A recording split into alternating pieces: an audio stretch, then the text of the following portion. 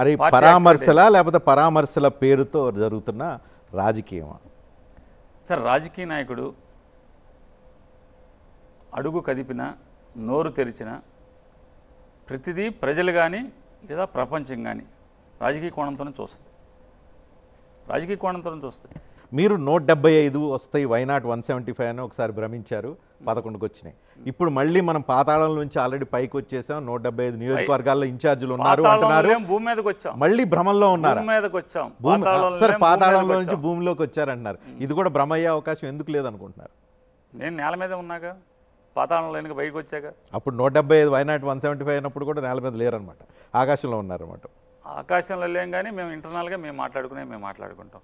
రాజకీయాలు అన్నీ బయటికి మాట్లాడాం కదా. మీకు వైఎస్ఆర్ కాంగ్రెస్ పార్టీకి అయితే షాకింగ్, 11 అనేది షాకింగ్. గెలుపు ఓటముల సంగతి నాకు తెలియదు కానీ 11 అయితే షాకింగ్.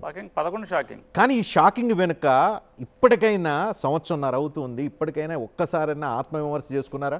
ఎందుకు అని అంటే వైఎస్ఆర్ కాంగ్రెస్ పార్టీలో ఆత్మవిమర్శ చేసుకునే లక్షణం ఉండదని. ఓడిపోవడానికి కారణం 1, 2, 3 క్లుప్తంగా 3 పాయింట్లు కారణాలు ఏంటి సార్? నేను ఒకటి చెప్తాను సార్.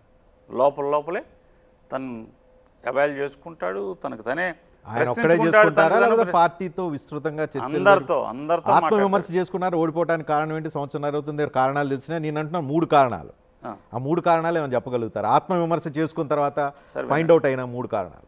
రజనీకాంత్ గారు మమ్మల్ని పోస్ట్ మార్టం, మా ఓటమిని పోస్ట్ మార్టం చేస్తే మీకు 3 కారణాలు దొరికినాయి. టాప్ 3 అడుగుతున్నా, మాకు ఇంకా ఎక్కువ దొరికినాయి. మీరు ఎందుకు నేను టాప్ 3